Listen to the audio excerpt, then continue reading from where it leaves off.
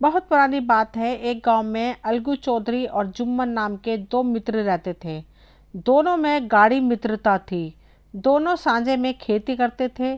कुछ लेन देन भी साझा था। जुम्मन जब कहीं बाहर जाता तो अपना घर अलगू को सौंप देता और अलगू कहीं जाता तो जुम्मन पर अपना घर छोड़ देता। उनमें ना कोई खान पान का व्यवहार था और ना ही धर्म का कोई नाता, केवल विचार मिलते थे। मित्रता का मूल मंत्र भी तो यही है। इस मित्रता का जन्म उस समय हुआ था जब दोनों मित्र बालक थे और जुम्मन के पिता उन्हें शिक्षा प्रदान करते थे। अलगू ने गुरु की खूब सेवा की थी। बस तभी से उन दोनों की मित्रता हो गई, जो आज तक चली आ रही थी। जुम्मन की एक बूढ़ी मौसी थी।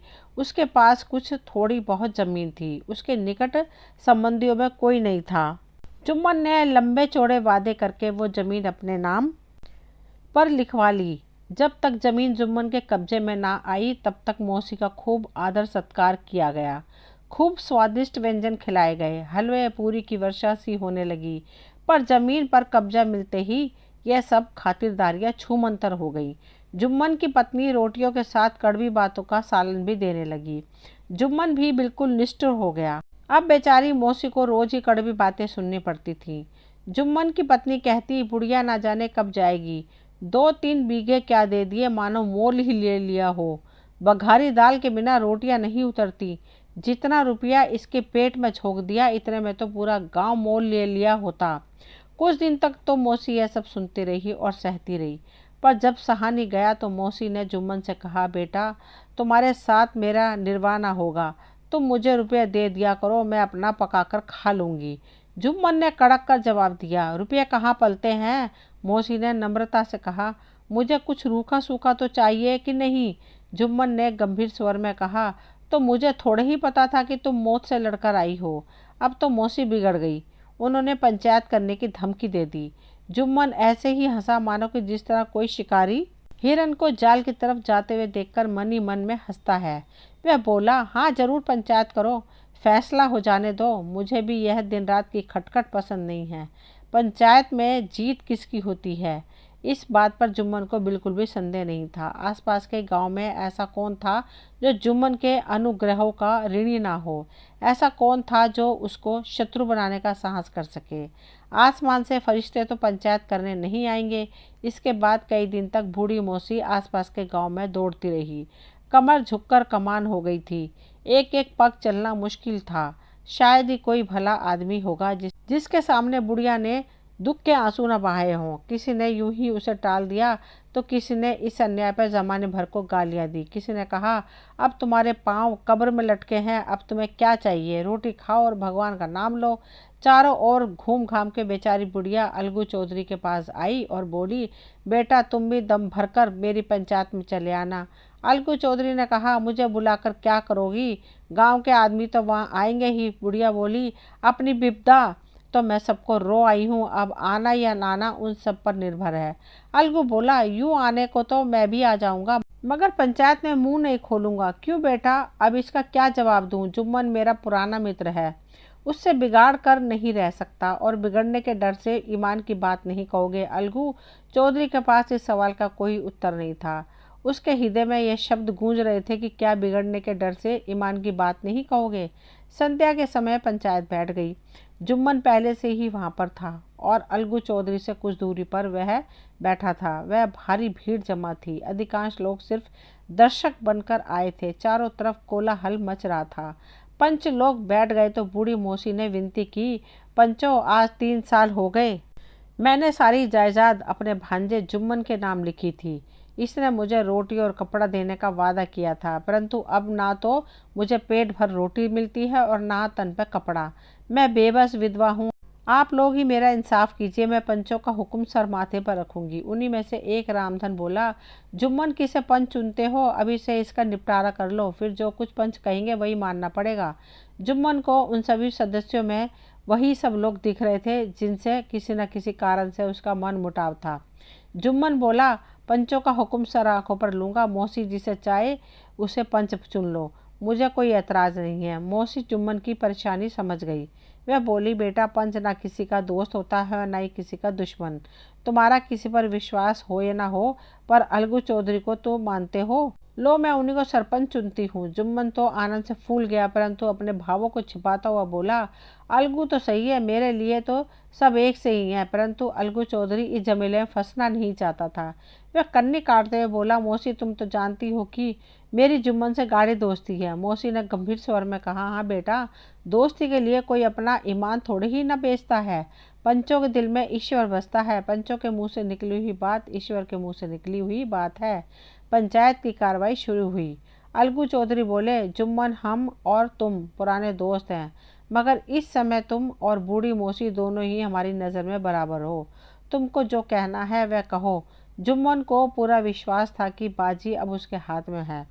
उसने कहा, पंचो, 3 साल हुए मैंने मौसी की ज़मीन ली, उसे रोटी कपड़ा देता रहा और सेवा भी की, मगर जब औरतों के बीच में जरा अनबन हो रही हो तो उसमें मैं क्या कर सकता हूँ। अब मौसी मुझसे महीने का खर्चा मांगती है, जबकि पहले महीने खर्च का कोई जिक्र नहीं था, वरना मैं भूल कर भी इस झमेले में ना पड़ता।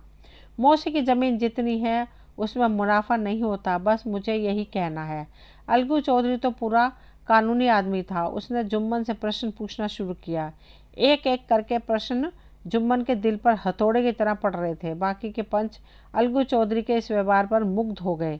जुम्मन चकित था कि अलगू को यह क्या हो गया है, यह क्यों मेरी जड़ें खोदने पर तुला है। अचानक ही इसे क्या हो गया? क्या इतने दिनों की दोस्ती कुछ काम नहीं आएगी? जुम्मन अभी इसी उधेड़-बुन में था कि अलगू चौधरी ने अपना फैसला सुनाया। जुम्मन पंचों ने इस मामले पर विचार किया और पंचों को लगता है कि मौसी का माहवार खर्च देना नीति संगत है। हमारा विचार है कि मौसी की जायदाद से इतना मुनाफा ज़रूर होता है कि उसे महीने का खर्च दिया जा सके। बस यही हमारा फैसला है।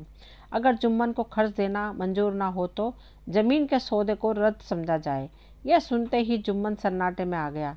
जो अपना मित्र हो वह शत्रु का व्यवहार करने लगा। गले पर छुरी फेरने जैसी हालत हो गई। उसे ही समय का हेरफेर कहते हैं। जिस पर पूरा भरोसा था उसने समय आने पर धोखा दे दिया। यही कलयुगी दोस्ती है। अन्य पंच अलगू चौधरी के इस निर्णय की दिल खोलकर प्रशंसा करने लगे। वे कहते, इसी का नाम है पंचायत। दोस्ती अपनी जगह पर और न्याय अपनी जगह पर। इस मामले ने अलगू चौधरी और जुम्मन की दोस्ती की जड़ें हिला दी। इतना पुराना मित्रता का वृक्ष सत्य का एक झोंका भी न सह सका। अब उनमें सिर्फ शिष्टाचार का ही व्यवहार होने लगा। जुम्मन के मन में मित्र का यह व्यवहार आठों पैर खटका करने लगा। उसे हर घड़ी यही चिंता रहती कि कब और किस तरह उसे बदला लेने का अवसर मिलेगा। जुम्मन को बदला लेने का अवसर जल्दी ही मिल गया। पिछले साल अलगू चौधरी बैलों की एक जोड़ी मोल लेकर आए थे कि बड़े ही सुंदर और बड़े बड़े सींगों वाले बैल थे। जुम्मन की पंचायत के 1 महीने बाद ही जोड़ी में एक बैल मर गया। इस पर जुम्मन ने अपने दोस्तों से कहा, यह दगाबाजी की सज़ा है, जबकि अलगू चौधरी को संदेह था कि जुम्मन ने बैल को विष दिलवा दिया है। अब चौधरी की पत्नी और जुम्मन की पत्नी में इस बात को लेकर खूब झगड़ा होने लगा। जुम्मन ने किसी तरह शांति स्थापित की और दोनों ने अपनी अपनी पत्नियों को डांटकर घर वापस भेज दिया। अलगू चौधरी ने सोचा, अकेला बैल किस काम का, इसका जोड़ा बहुत ढूंढा पर ना मिला। फिर वह फैसला लिया कि इसे बेच देना चाहिए। गांव में एक समझू साहू था। एक बैल वाली इक्का गाड़ी हाँकता गांव से गुड़ और घी लाकर मंडी ले जाते और मंडी से तेल नमक भरकर ले आते और गांव में बेच देते। समझू साहू को अलगू का बैल बहुत ही भा गया। उसने सोचा, यह बैल हाथ लगे तो दिन भर में बेखटके 3 चक्कर लग जाएंगे। बैल देखा, गाड़ी ने मैं दौड़ाया, मोल तोल किया और उसे लाकर अपने द्वार पर बांध दिया। 1 महीने में दाम चुकाने का वादा भी कर दिया। चौधरी को भी गरज थी तो उसने घाटे की परवाह न की। समझू साहू ने नया बैल पाया तो उसे रगड़ने लगा। वह दिन में 3-3 4-4 खेपे करने लगा। ना बैल के चारे की फिक्र, ना ही उसके पानी की, बस अपनी खेपों से उसका मतलब रहता। मंडी ले जाते तो वहाँ कुछ सूखा भूसा उसके आगे डाल देते। बेचारा जानवर अभी दम भी ना ले पाया था कि फिर से जोत दिया जाता। वह बैल सोचता था, अलगू चौधरी के घर पर तो चैन की बंसी बजती थी, कभी कभार जोते जाते थे, साफ पानी भूसे के साथ खली भी मिलती थी। शाम सवेरे एक आदमी नहलाता पहुँचता और सहलाता था। अब वह सुख चैन कहाँ था। कुछ ही दिनों में बैल की हड्डियाँ निकल आईं। एक दिन साहू जी ने दुगना बोझ उस पर लाद दिया। दिन भर के थके हुए जानवर को साहू जी कोड़े से फटकारने लगे। फिर क्या था, बैल चल पड़ा। साहू जी को पहुंचाने की जल्दी थी, इसलिए निर्दयता से कोड़े फटकारने लगे, परंतु इस बार बैल की शक्ति जवाब दे गई। वह धरती पर गिर गया और ऐसा गिरा कि फिर से न उठा। साहू जी ने उसे बहुत पीटा, टांग खींची, नथरों में लकड़ी ठूस दी, पर कहीं मुर्दा भी उठते हैं भला। साहू जी खूब चिल्लाए, पर दूर दूर तक कोई नजर न आया। आसपास कोई गांव भी नहीं था। लगे बैल को कोसने, तुझे मरना ही था तो घर पहुंचकर मरता, ससुरा बीच रास्ते ही मर गया। अब गाड़ी कौन खींचे, बीच रास्ते में छोड़कर जा भी नहीं सकते। कमर में 250 रुपये बंधे थे और गाड़ी में माल लदा हुआ था, सो उन्होंने रात वहीं पर बिताने का निर्णय किया। वह गाड़ी पर ही सो गए। सुबह उनकी नींद टूटी तो देखा रुपयों की थैली गायब थी और तेल के कई कनस्तर भी नदारद थे। वे सिर पीटने लगे और पछाड़ खाकर गिरने लगे। साहू जी रोते बिलखते हुए घर पहुंचे, अपनी पत्नी को पूरी बात बताई। पत्नी पहले तो बहुत रोई, फिर अलगू चौधरी को गालियां देने लगी। अलगू ने ऐसा कुलक्षणी बैल दिया है कि जन्म भर की कमाई ले गया। इस घटना को कई महीने बीत चुके। अलगू जब भी अपने बैल का दाम मांगने जाता तो साहू और उसकी पत्नी दोनों झल्लाए कुत्ते की तरह उस पर टूट पड़ते। कहते यहाँ तो सारी कमाई लुट गई, सत्यानाश हो गया और उन्हें अपने दामों की पड़ी है। मुर्दा बैल दे गया था, उस पर भी दाम मांगने चले आए। हमारी आंखों में धूल झोंक दी और सत्यानाशी बैल हमारे गले में बांध दिया। हम दाम क्यों दे, बेवकूफ़ समझा है क्या? हम ज़्यादा हो तो हमारा बैल खोल कर ले जाओ, महीने भर के बदले 2 महीने जोत लो, और क्या लोगे? चौधरी की अशुभ चिंतकों की कमी ना थी। गांव में ऐसे मौके पर वे भी इकट्ठा हो जाते और साहू जी की हाँ में लाने लगते, परंतु चौधरी जी 150 रुपये हाथ से नहीं जाने दे सकते थे। एक दिन वह भी गर्म हो गए, बात हाथापाई तक पहुंच गई। शोरगुल सुनकर गांव के किसी भले मानस ने परामर्श दिया कि ऐसे काम नहीं चलेगा, पंचायत कर लो, जो कुछ तय होगा उसे स्वीकार कर लेना। साहू जी राजी हो गए। अलगू चौधरी ने भी हामी भर दी। पंचायत की तैयारियां शुरू होने लगी। दोनों पक्षों ने अपने अपने दल बनाने शुरू कर दिए। तीसरे दिन उसी जगह पर पंचायत बैठी। रामधन ने कहा, अब देरी क्या है, पंचों का चुनाव हो जाना चाहिए। बोलो चौधरी, किसको पंच चुनते हो? अलगू चौधरी ने दीन भाव से कहा, समझू साहू की ही चुन ले। समझू कड़क कर बोला, मेरी ओर से जुम्मन पंच होगा। जुम्मन का नाम सुनते ही चौधरी का कलेजा धक धक करने लगा, मानो अचानक किसी ने उसे थप्पड़ मार दिया हो।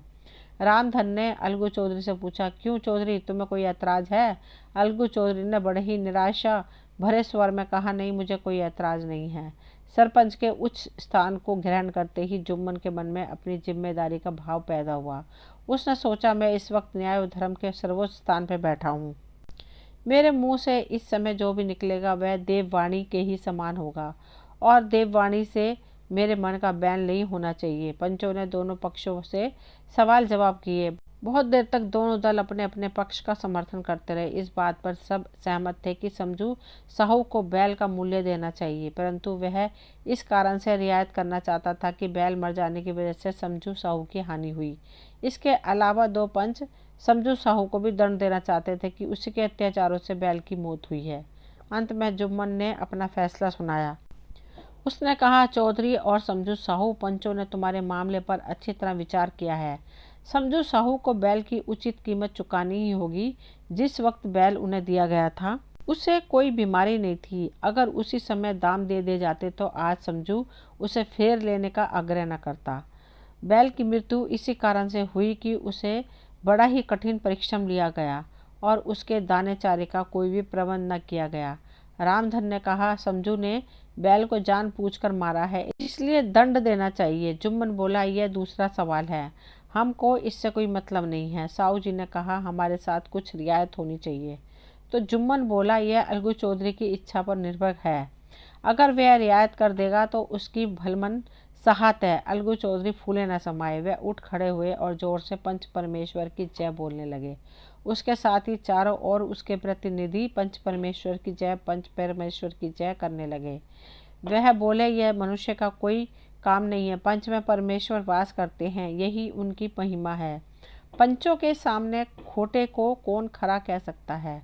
थोड़ी देर बाद जुम्मन अलगू चौधरी के पास गए और उन्हें गले से लगा लिया और बोले, भैया, जब से तुमने मेरी पंचायत की है तब से मैं तुम्हारा प्राण घातक शत्रु बना बैठा था, परंतु आज मुझे ज्ञात हुआ कि पंच के पद पर बैठकर कोई भी किसी का या दोस्त नहीं रहता, न्याय के सिवा उसे और कुछ नहीं सोचता। आज मुझे विश्वास हो गया कि पंच की जबान में ईश्वर का वास होता है।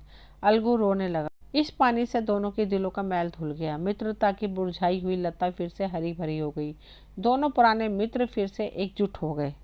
दोस्तों, ये थी बहुत ही अनमोल कहानी। दोस्तों, ये कहानी यहीं तक थी। मुझे उम्मीद है आप सभी को पसंद आई होगी। अगर कहानी पसंद आई हो तो प्लीज़ चैनल को सब्सक्राइब करें, वीडियो को लाइक शेयर करें। मिलती हूँ अगली कोई नई कहानी लेकर। कहानी सुनने के लिए आप सभी का तहे दिल से शुक्रिया।